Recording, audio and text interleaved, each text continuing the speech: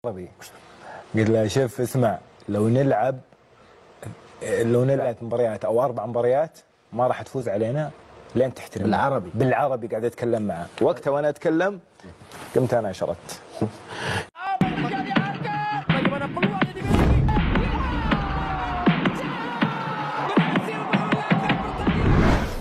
Pulang ke Arab langsung curhat semuanya. Al-Bulaihi di sana seperti sarang neraka. Ya, dengan menang atas Arab Saudi bukan berarti kisah ini harus terhenti di situ. Karena masih ada yang menarik untuk kita bahas.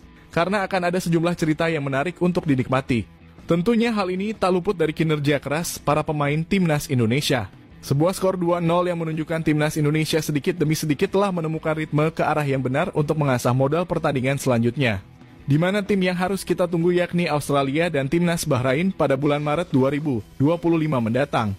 Ya, pada laga sebelumnya kita masih mikir-mikir bahwa Timnas Indonesia akankah bisa meredam serangan demi serangan dari Timnas Arab yang begitu lincah-lincah. Apalagi ditambah dengan dramanya yang minta ampun. Disenggol sedikit sudah tepar.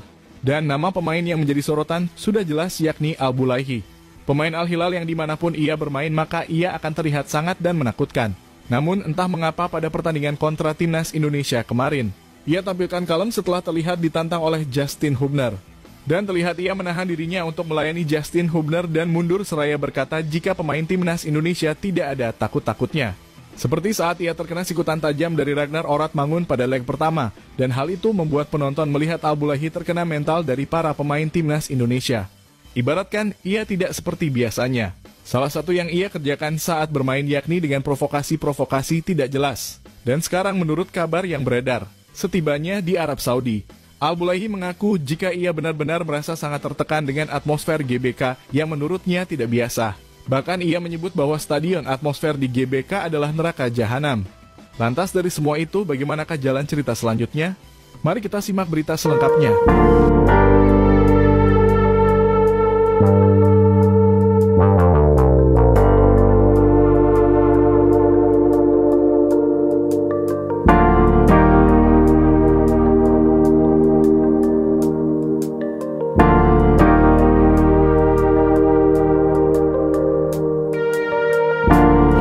Timnas Garuda telah menjadi kebanggaan kita semua. Meskipun kita tahu dalam 2 laga terakhir Timnas Indonesia seperti memiliki penurunan fungsi. Ketika Timnas Indonesia yang dinilai mampu akan mengalahkan Bahrain malah ditahan imbang. Dan berlanjut ketika saat Timnas Indonesia bersua ke markas Cina yang juga dinilai akan dengan mudah mengalahkan Timnas Cina. Malah kalah. Namun ketika saat melihat Timnas Indonesia melawan Arab Saudi kemarin, benar-benar para pemain Timnas Garuda seperti naik level. Sebab dilihat dari sisi manapun, kualitas pertandingan yang dijalani oleh masing-masing kedua tim memang sudah level Asia. Di mana di round ketiga ini para pemain Timnas Indonesia benar-benar mendapatkan pelajaran berharga. Jika dalam pertandingan sekecil apapun kesalahan pasti akan dihukum.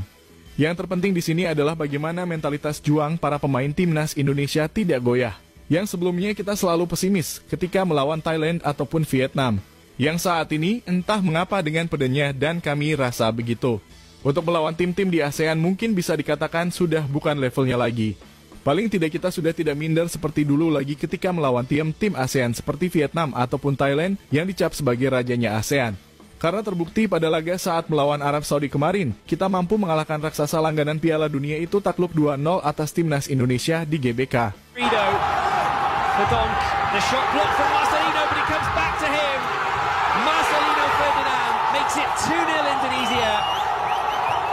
A classy touch from the Oxford United man to dink the ball over the keeper and into the other one. Marcelino, did he wait too long? No, he did not. I thought he'd missed his chance, but that was composure in the box. Toyed with the defenders before firing into the far corner. Indonesia in front with just over half an hour gone. Saudi Arabia punching for the equaliser. No, a good leap.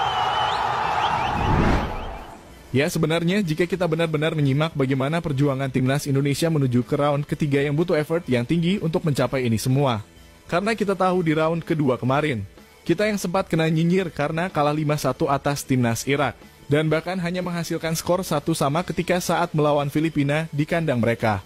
Namun perlahan demi perlahan, Coach Shin telah membangun pondasi ini dan membuat mental juang di Timnas sedikit demi sedikit mulai terlihat dan saat ini kita berada di round ketiga. Sebuah situasi yang sama seperti saat ini. Dan mudah-mudahan di laga selanjutnya kita mampu menunjukkan kualitas para pemain yang memang sudah kualitas Eropa. Dan mampu ditunjukkan ketika melawan Australia bahkan Bahrain yang akan menjadi lawan kita selanjutnya. Karena kita tahu, timnas Indonesia bisa dikatakan beruntung karena memiliki jadwal yang cukup lama. Sehingga kita bisa terus memperkuat timnas Indonesia dari pondasi lini belakang sampai lini serang.